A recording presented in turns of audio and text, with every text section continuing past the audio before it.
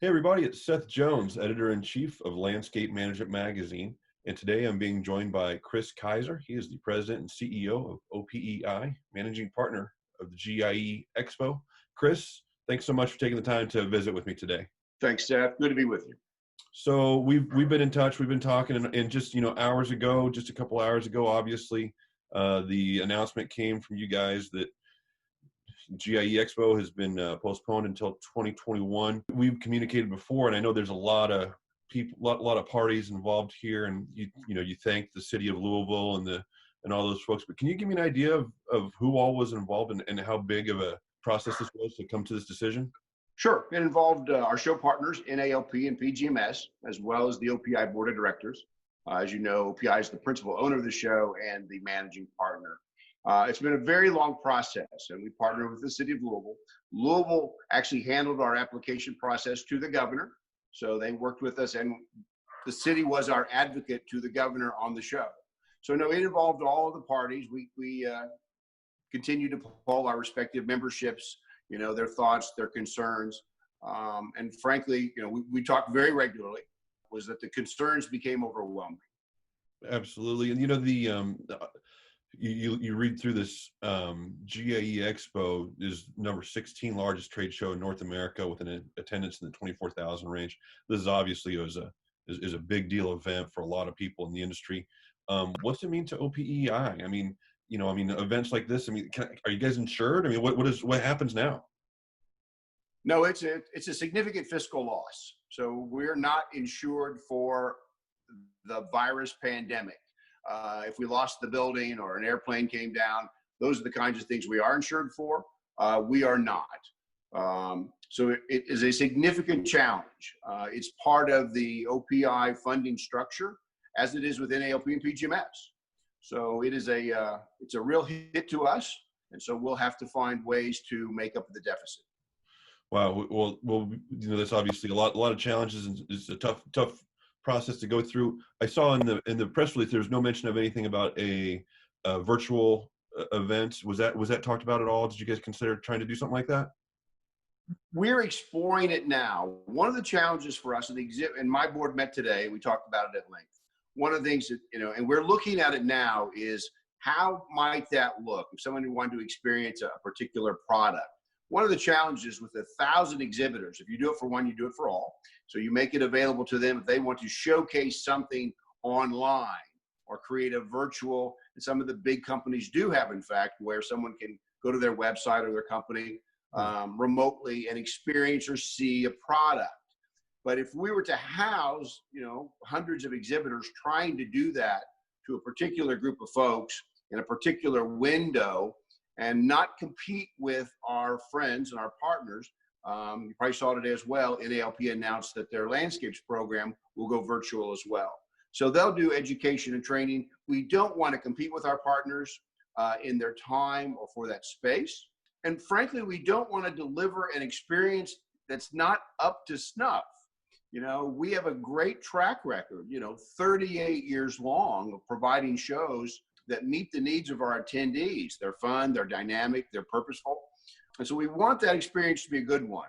OPI does not have the technology. We'd have to find a third-party vendor to take all of those different platforms from all of those different folks, try to create something. We're 2 months out. Yeah. So it's extraordinary. And as you know, we had hoped to have the show. We had believed up until 3 weeks ago that we could get it done safely with protocols in place. The state was relaxing its, capacity requirements and the event and meeting requirements. It was all going the right direction.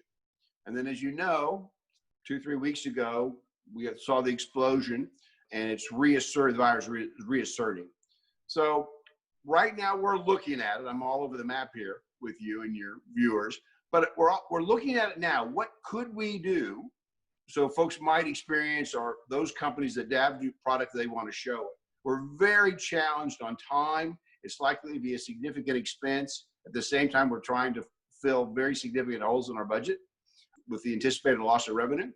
So we're looking at it. But we do know our partners are moving forward with those kinds of things that are more easily done with technology and remote access, like education, training, and presentations, speeches, etc. Okay, Kris, you called it the family reunion of the industry. We like that. We feel like we're part of that family too, and we like to come. And we're gonna obviously we were hoping to come. We're gonna miss hosting our events there as well. I was at the GIE+EXPO website earlier today, and it's sad to see that you guys had to reset that clock, and it's now it says it's 447 days to the next show. You've encouraged the exhibitors and attendees, if possible, to just roll that money into the 2021 show. I'm wondering if there's like smaller exhibitors who this is going to be a make or break event for them. I mean, what happens to those guys if they look at the 447 days and they don't know if they're going to be able to make it that far? We do have a lot of folks whose business model is predicated on the show, right? They do a lot of business at the show. It frankly keeps them alive. So it's that part of it is very, very challenging.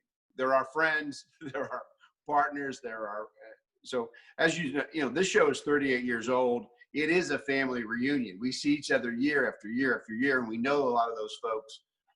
So it's very challenging, and we hope they're able to do it. We do expect, it's funny, as you might suspect, I'm talking to a lot of folks right now, a lot of companies, a lot of attendees, a lot of landscape companies. Our numbers, our exhibitors, the attendees, the registration, the space that we had already contracted was really quite strong.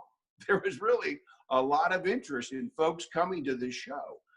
So we thought we could pull it off up until about 3 weeks ago. But there's very strong interest. But what this means now, and I certainly know that I'm aware of some of the new products that my manufacturers have and that are in the chute or the pipeline. We expect a dynamic door-busting event next year. We really do. I mean that. There's a lot of pent-up energy, a lot of pent-up demand. Folks want to see each other. The city of Louisville, again, we have huge history. Remember, we've been in the same space, in the same city, all those years. So there's a real dynamic. The city wants to welcome us back. It's a bit of a balloon launch.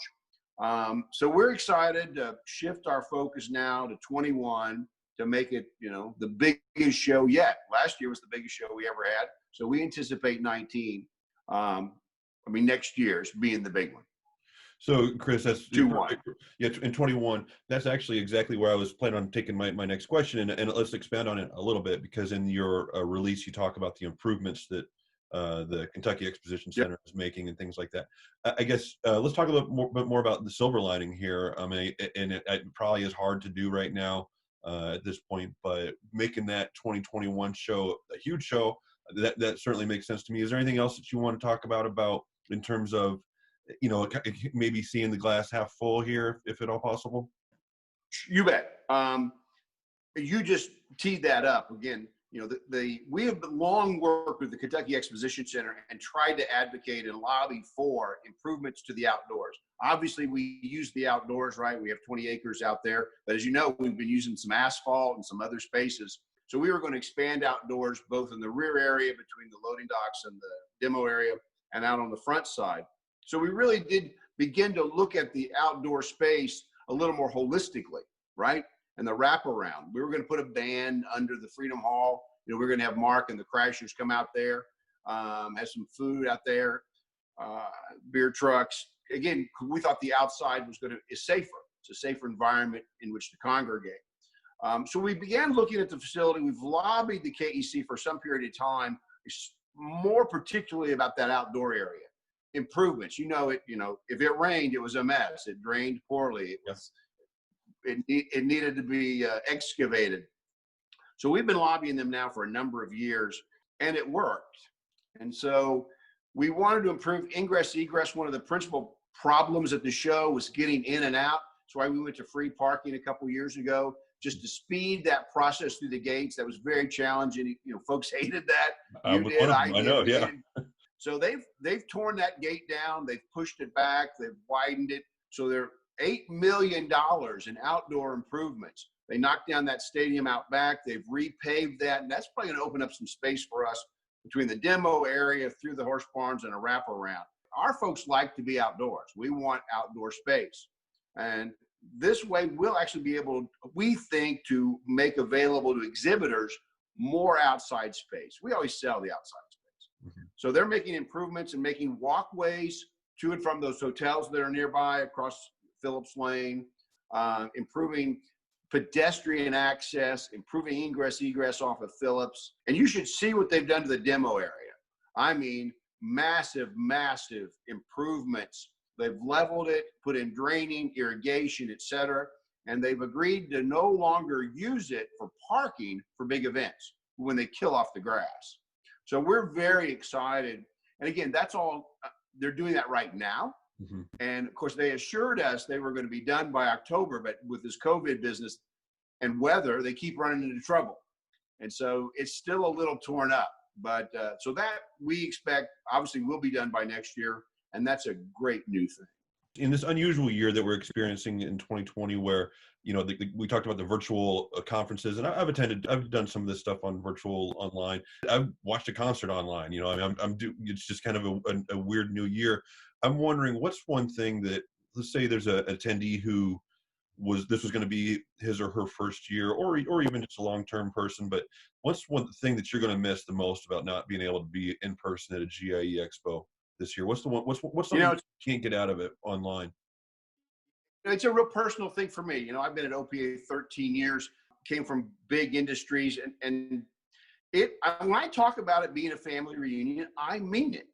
The industry is the right size. There's a lot of commonality. My members work very well to find consensus. They're very close to their customers, right, and their business partners. So whether it's professional groundskeeper or landscapers, and I love the hands-on. So I'll miss the people, right? I'll miss the influencers and the caverns and the new products and just bumping into folks. I'll miss my dog day, you know, my Mutt Madness dog adoption event. It's just fun. Obviously, a lot of business gets done. A lot of units get sold. A lot of landscapers get to see the latest and greatest. But it's also, frankly, a lot of fun to see old friends, to learn from them peer-to-peer. And the other thing we'll be able to do next year is learn from this mess, learn from this madness. Look, COVID-19, we're an essential business, right? Landscapers stayed in business. Our manufacturers stayed in business because of the criticality of the outdoors to who we are in our lifestyle. So there are companies that did well. There are companies that suffered. So if we can learn from this, and hopefully next year we'll be in a really good place to help people better understand it, how to survive a situation like this in the future. Pray God we're beyond this thing. But I'm going to miss the folks. I'm going to miss the fun. And we'll just have to wait a little while. Okay, well said, Chris. We're going to miss you guys. Appreciate all you guys do. And I know it's a tough day, but I appreciate you guys always taking good care of us and coming to talk to us. And we'll relay this to our readers. And we look forward to seeing everybody in 2021 in Louisville. And look forward to seeing you too there, Chris. Thank you. Thanks for having me on. Appreciate it. Absolutely. Everybody, this is Kris Kiser. He is the president and CEO of OPEI, managing partner of GIE+EXPO. I'm Seth Jones, Landscape Management Magazine. Thanks for watching us here on Landscape Management's At Home Edition.